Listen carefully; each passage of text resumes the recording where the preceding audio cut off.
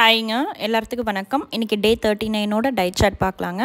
அதுக்கு முன்னாடி இன்றைக்கி என்ன வெயிட்டுன்னு பார்த்துடலாங்க. 57.8 தான். நேற்றும் இதே வெயிட் தாங்க. அப்படியே மெயின்டைன் ஆகுது, ஏறவும் இல்லை குறையவும் இல்லைங்க. அடுத்த மார்னிங் ட்ரிங்க் வந்து பார்த்திங்கன்னா ஆஸ் யூஷுவல் தாங்க. 1/2 லிட்டர் வாட்டரில் 1 டேபிள் ஸ்பூன் சீரகம், 1 டேபிள் ஸ்பூன் சோம்பு, 1 டேபிள் ஸ்பூன் வெந்தயம், இந்த மூணையுமே நைட்டே ஊற வச்சுருங்க. மார்னிங் எந்திரிச்சு 5 நிமிஷம் கொதிக்க விட்டு குடிக்கும்போது நம்ம டே ஃபுல்லாக சாப்பிட்ற சாப்பாடு நல்லா ஜீரணமாகுங்க. ரொம்ப நாளாக நம்மளோட உணவு குழாயில் தேங்கி இருக்கிற கொழுப்புகளை கரைக்கிறதுக்கு இந்த சீரகம், சோம்பு, வெந்தய தண்ணி நல்லா யூஸ் ஆகுங்க. ஒருவேளை இது ஊற வைக்க மறந்துட்டிங்கன்னா நல்லா சூடாக வெதுன்னு வார்ம் வாட்டர், ப்ளெயினான வார்ம் வாட்டர் குடிச்சிக்கோங்க. இல்லாட்டி லெமன் பிழிஞ்சு விட்டு கூட குடிச்சிக்கலாம். இந்த மூணில் ஏதாவது ஒன்று குடிச்சிக்கோங்க. ஆனால் சீரகம், சோம்பு, வெந்தய தண்ணி குடிக்கும்போது நல்ல எஃபெக்டாக இருக்குங்க. நம்மளோட பெல்லி ஃபேட்டு குறையும், ஃபேட் லாஸ், இன்ச் லாஸும் நல்லா இருக்குங்க. அதனால் ரெகுலராக மார்னிங் டீ காஃபிக்கு பதிலாக இந்த மாதிரி சீரகம், சோம்பு, வெந்தய தண்ணி நல்லா ஹாட்டாக குடிச்சிக்கோங்க. அடுத்த மார்னிங் ஃபேட் கட்டர் ட்ரிங்க் என்னென்னு பார்த்திங்கன்னா, நம்மளோட ரொம்ப நாளாக நம்மளோட உள்ளுறுப்புகளில் தேங்கி இருக்கிற கெட்ட கொழுப்புகளை வந்து தேவையில்லாத கொழுப்புகளை குறைக்கிறதுக்கு இந்த ஜூஸ் ரொம்ப யூஸ் ஆகுங்க. நெல்லிக்காய் ஜூஸாக இருக்கலாம், இல்லை வெள்ளை பூசணி ஜூஸோ, சொரக்காய் ஜூஸோ, வெள்ளரிக்காய் ஜூஸோ எது வேணாலும் இருக்கலாங்க. நான் இன்றைக்கி ஒருத்தருக்கு 1/4 சொரக்காய் தோல் சீவிட்டு கொட்டையோடவே சேர்த்திக்கோங்க. கறிவேப்பிலை தழை, சீரகம் சேர்த்து நல்லா நைஸாக அரைச்சிக்கோங்க. வடிகட்டியும் குடிச்சிக்கலாங்க. நான் வடிகட்டாமல் தான் எடுத்துக்கிட்டேன். கொஞ்சோண்டு லெமன் பிழிஞ்சு விட்டு குடிக்கும்போது, லெமன் வந்து நம்ம மார்னிங் தூங்கி எந்திரிக்கும் போது பித்த லெவல் அதிகமாக இருக்கும். லெமன் பிழியும் போது பித்த லெவல் குறைச்சி நம்ம பாடி கூலிங்காக இருக்குங்க. நல்ல ஃபேட் லாஸும் ஆகும். அடுத்த மார்னிங் பிரேக்ஃபாஸ்ட் வந்து பார்த்திங்கன்னா பச்சை பயிறு இட்லியும் காளான் குழம்பும் தாங்க. அதுக்கப்புறம் நட்ஸு, முளைக்கட்டின பச்சை பயிறு நான் ஃபஸ்ட்டே சாப்பிட்டேன்.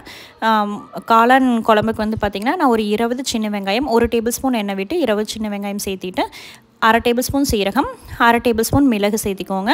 சோம்பு, பட்டை சோம்பு சேர்த்தும்போது நல்ல மணமாக இருக்கும், டேஸ்ட்டும் நல்லா இருங்க. 1/2 டேபிள் ஸ்பூன் சோம்பு, ஒரு துண்டு பட்டை சேர்த்திட்டு அப்படியே லைட்டாக வெங்காயம் வந்து லைட்டாக வணங்கினதையுமே நம்ம 2 தக்காளி, நான் கொஞ்சம் பெரிய தக்காளி மீடியம் சைஸாக பழுத்த தக்காளி 2 தக்காளி எடுத்துருக்கேங்க.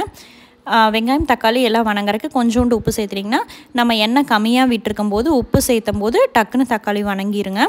வெங்காயம் தக்காளி நல்லா வணங்கினதையுமே 2 டேபிள் ஸ்பூன் மல்லித்தூள் சேர்த்திக்கிறேங்க. 1 table spoon garam masala, 1 table spoon வர மிளகாய் தூள். நீங்கள் வந்து வீட்டில் அரைச்ச கறி மசால் தூள் இருந்தால் அது மட்டும் கூட சேர்த்திக்கலாம். இல்லாட்டி மல்லித்தூள், கரம் மசாலா கடையில் வாங்கினது, மிளகாய் தூள், மஞ்சத்தூள் சேர்த்தி லாஸ்ட்டாக கறிவேப்பிலை தழை சேர்த்திக்கோங்க. கறிவேப்பிலை தழை வந்துட்டு முடிஞ்ச வரைக்கும் எப்பப்போ சேர்த்தணுமோ சேர்த்திக்கோங்க. நல்லா கொலஸ்ட்ராலை குறைக்குங்க, எதிர்ப்பு சக்தி அதிகரிக்கும். ஆற வச்சு அரைச்சிக்கலாங்க. தாளிப்புக்கு 1/2 டேபிள் ஸ்பூன் நல்லெண்ணெய் விட்டுக்கோங்க. சோம்பு 1/2 டேபிள் ஸ்பூன் விட்டால் நல்லா குழம்பு மணமாக இருக்குங்க. காளான் வந்து நம்ம நல்லா சுத்தம் பண்ணி வச்சுற காளான் சேர்த்துட்டு உப்பு போட்டு அதுலேயே தண்ணி வந்துடுங்க. நம்ம அரைச்சிட்டு வர்றதுக்குள்ளே அதுலேயே நல்லா ஒரு 2 டம்ளர் தண்ணி காட்டு வந்துடும். அதுதான் காளான் குழம்புக்கே நல்லா டேஸ்ட் கொடுக்குங்க. அதுக்கப்புறம் நம்ம அரைச்சி வச்சுருக்கிற பேஸ்ட்டும் சேர்த்து குழம்புக்கு தேவையான தண்ணி சேர்த்திக்கோங்க. ரொம்ப தண்ணி சேர்த்த வேண்டாம், அளவாக தண்ணி சேர்த்திட்டு தேவையான உப்பு சேர்த்து ஒரு 1/4 மணி நேரம் நம்ம வந்து மூடி வச்சு இறக்கும்போது சூப்பரான காளான் குழம்பு ரெடி ஆயிருங்க. அதுக்குள்ளே நம்ம கொதிக்கிறதுக்குள்ளே இட்லி ரெடி பண்ணிடலாம். பச்சைப்பயிறு வந்து முளை கட்டினது நான் 1.5 நாள் முளை கட்டங்காட்டி இந்த மாதிரி நல்லா முளையாகி வந்துருச்சுங்க. பச்சைப்பயிறு வந்து நம்ம பச்சையாக சாப்பிடாதவங்க இந்த மாதிரி குழந்தைகளுக்காக இருக்கட்டும் நம்மளுக்காக இருக்கட்டும் இட்லியாக செஞ்சு ட்ரை பண்ணி பாருங்கள். நம்ம நார்மலான அரிசி உளுந்து மாவில் தான் நான் வந்துட்டு ஒரு 4 கரண்டி பச்சைப்பயிறு கூட 1 கரண்டி மாவு சேர்த்தும் போது நல்லா நைஸாக அரைச்சிருங்கிறக்காக தான் மாவு சேர்த்து அரைக்கிறேங்க. தண்ணி விட்டிங்கன்னா அப்புறம் இட்லி ஊற்றுறக்கு வராது. அதனால் மாவையே சேர்த்து அரைச்சிட்டு நம்மளுக்கு தேவையான அளவு நான் வந்து ஒரு 3 கரண்டி மாவு வந்து அந்த பச்சைப்பயிறு அரைச்சது கூட சேர்த்து நார்மலாக எப்பவும் போலயே இட்லி ஊற்றிக்கலாங்க. பச்சைப்பயிறு வந்துட்டு நல்லா நம்மளுக்கு வந்துட்டு புரதச்சத்து கொடுக்குங்க. நம்மளுக்கு எனர்ஜி லாஸ் ஆகாமல் பிரிஸ்காக வச்சுக்கும். நம்மளோட கல்லீரல்லாம் வந்து நல்லா ஸ்ட்ரென்தனிங் ஆகுங்க. இட்லி வேகிறக்குள்ளே குழம்பு ரெடி ஆயிடுச்சு. சூப்பரான காளான் குழம்பு ரெடிங்க. இந்த மாதிரி சீக்கிரமாக செஞ்செல்லாம் ட்ரை பண்ணி பாருங்கள்.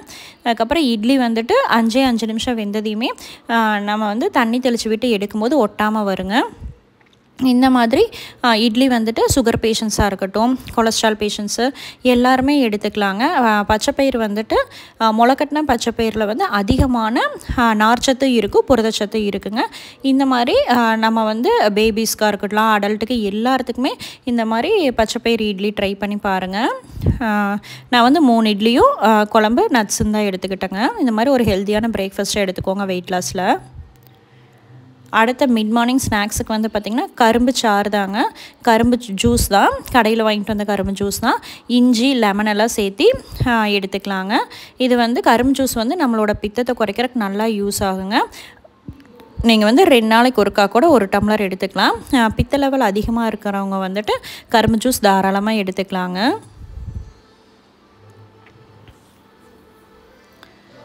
அடுத்தது லஞ்சுக்கு வந்து பார்த்திங்கன்னா வெந்தய சாதம் தான். நார்மலான பொன்னி அரிசியில் வெந்தய சாதம், பன்னீர் வந்து ஒரு 5 பீஸ் வந்து லைட்டாக டோஸ்ட் பண்ணி எடுத்ததாங்க.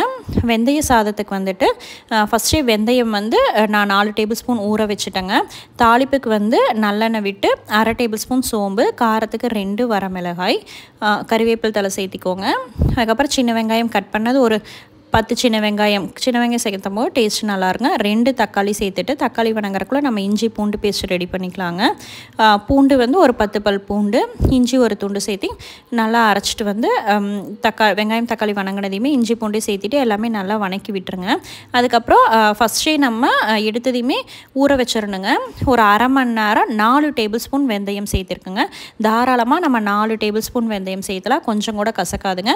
அரை மணி நேரம் ஊற வச்சுருங்க, அப்போ தான் சீக்கிரம் நல்லா வெந்து வந்துடும். அரை மணி நேரம் ஊற வச்ச வெந்தயத்தை சேர்த்திட்டு ஒரு கொதி வந்ததையுமே நான் வந்து 1 டம்ளர் ரைஸ், நம்ம சாப்பாட்டு ரைஸ் பொன்னி அரிசி தான் எடுத்திருக்கேங்க. நீங்கள் சிறுதானியம் ரைஸ் கூட சேர்த்திக்கலாம். 1 டம்ளருக்கு நான் வந்து 1.5 டம்ளர் ரைஸ் எடுத்திருக்கேன். சிறுதானியம் வரகு சாமி சேர்த்துருந்தீங்கன்னா 1க்கு 2 டம்ளர் தண்ணி விட்டு வீட்டில் அரைச்ச குழம்பு மிளகாய் தூள், மஞ்சத்தூள், உப்பு சேர்த்திட்டு அப்போவே நீங்கள் வந்து மூடி போட்டு குக்கரில் விசில் விட்டுக்கலாங்க. 5 விசில் விட்டு எடுத்தோம்னா வெந்தயமும் நல்லா வெந்து வந்துடும், சாதமும் நல்லா இருக்குங்க. நீங்கள் சிறுதானியம் இதே மாதிரி செய்கிறீங்கனாலும் ஒரு 6 to 7 விசில் விட்டுக்கோங்க. நான் நார்மல் ரைஸுங்காட்டி வெந்தயம் நல்லா வெந்து வரணுங்கிறக்கா 5 விசில் விட்டு எடுத்துக்கிட்டேங்க. சூப்பராக வெந்து வந்துடும், நல்லா டேஸ்ட்டாக இருக்குங்க. ஒரு பருப்பு சாப்பாடு டேஸ்ட் மாதிரி தான் இருக்கும். வெந்தயமும் நம்ம சாப்பிட்ட மாதிரி இருங்க, கொஞ்சம் கூட அந்த வெந்தயத்தோட கசப்புத்தன்மை வராது. இந்த மாதிரி வெந்தய சாப்பாடு ட்ரை பண்ணி பாருங்கள், ரொம்ப ரொம்ப சூப்பராக இருக்கும். நம்மளுக்கு வெயிட் லாஸ்க்கு வெந்தயம் வந்து பாடி கூலிங் கொடுக்குங்க. நார்ச்சத்து, கான்ஸ்டிபேஷன், மோஷன் ப்ராப்ளம் இருக்காது. அதுக்கப்புறம் நான் வந்து பன்னீர் வந்துட்டு மஞ்சத்தூள், மிளகாய்த்தூள், உப்பு சேர்த்தி லைட்டாக எல்லாத்தையும் மிக்ஸ் பண்ணி விட்டுட்டு அப்போதைக்கப்போ பேனில் போட்டு ஃப்ரை பண்ணி எடுத்ததாங்க. இட்லி பேன்லேயும் நம்ம ஸ்டீம் பண்ணி எடுக்கலாம். இட்லி பேனில் ஸ்டீம் பண்ண வீடியோவும் கொடுத்துருக்கேன், டிஸ்கிரிப்ஷனில் கொடுக்குற, செக் அவுட் பண்ணி பார்த்துக்கோங்க. நேற்று வந்து இந்த மாதிரி 1 டேபிள் ஸ்பூன் தேங்காய் எண்ணெய் விட்டு டோஸ்ட் பண்ணி எடுத்ததாங்க. சூப்பராக இருக்கும், செம்ம டேஸ்ட்டாக இருக்கும். ஒரு 5 நிமிஷம் மட்டும் மீடியம் ஃப்ளேமில் வச்சு லைட்டாக ஃப்ரை பண்ணிங்கன்னா இந்த மாதிரி நல்லா டோஸ்ட் ஆகி வந்துடுங்க. அடுத்த ஈவினிங் டீ டைமுக்கு வந்து பார்த்திங்கன்னா பாப்கார்ன் தாங்க. நான் டொமேட்டோவில் பாப்கார்ன் தான் கடையில் வாங்கினது தான். அதுலேயே லைட்டாக எண்ணெய் விட்டு தான் கொடுத்துருந்தாங்க. அதை போட்டுட்டு அடுப்பை மீடியம் ஃப்ளேமில் வச்சுட்டு ஒரு 2 to 3 செகண்ட்ஸ் லிட்டு போட்டு க்ளோஸ் பண்ணி வச்சுருந்திங்கன்னா இந்த மாதிரி பாப்கார்ன் நல்லா ஃப்ரை ஆயிருங்க. டொமேட்டோங்கிறதுனால நல்லாவே டேஸ்ட் இருந்துச்சு. அவங்களே வந்துட்டு அந்த பொடியும் கொடுத்துருந்தாங்க, மிக்ஸ் பண்ணிக்கோங்க. இல்லாட்டி வரமிளகாத்தூள் மட்டும் சேர்த்து சாப்பிடும்போது செம்ம டேஸ்ட்டாக இருங்க. ஏதாவது உங்களுக்கு ஸ்நாக்ஸ் சாப்பிடணும்னு கிரேவிங்ஸ் இருந்துச்சுன்னா இந்த மாதிரி பாப்கார்ன் கூட நீங்கள் ட்ரை பண்ணிக்கலாம். பாப்கார்ன் வந்துட்டு கலோரிஸ் வந்து கம்மி தான், அதனால் தாராளமாக நீங்கள் வாரத்தில் ஒரு நாள் கிரேவிங்ஸ் இருந்துச்சுன்னா பாப்கார்ன் கூட எடுத்துக்கலாங்க. அதுக்கப்புறம் நான் அது கூடவே மல்லித்தூள் தான், சுக்கு மல்லி காஃபி தூள் தான்.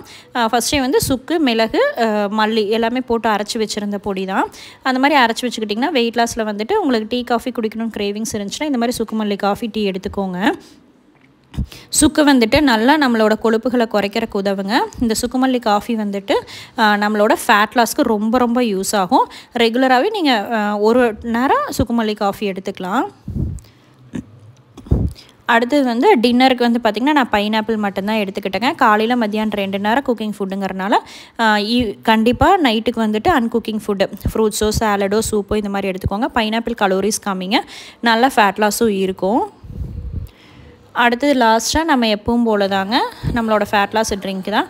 நீங்கள் கண்டிப்பாக வெயிட் லாஸ் பண்ணுறீங்க, எவ்வளோ வெயிட் அப்நார்மல் வெயிட் இருந்தீங்கன்னா கூட இந்த ஃபேட் லாஸ் ட்ரிங்க் எடுக்கும்போது நல்லாவே குறையுங்க. ஒரு 15 நாளைக்கு நீங்கள் எடுக்கும்போதே நல்ல மாற்றங்கள் தெரியும். இதில் கொள்ளு, கருஞ்சீரகம் எல்லாம் சேர்த்திருக்கிறனால நம்மளோட அடி வெயிட்டில் தேங்கி இருக்கிற தேவையில்லாத கொழுப்புகளை குறைக்கிறதுக்கு நல்லா யூஸ் ஆகுங்க. தூங்க போகிறதுக்கு 1 மணி நேரத்துக்கு முன்னாடி இது போட்டு குடிச்சிக்கோங்க. ஒருத்தருக்கு 1.5 டம்ளர் தண்ணி விட்டு 1 டேபிள் ஸ்பூன் போட்டிங்கனாவே போதும். ஒரு 5 நிமிஷம் கொதிக்க விட்டு குடிச்சுக்கோங்க.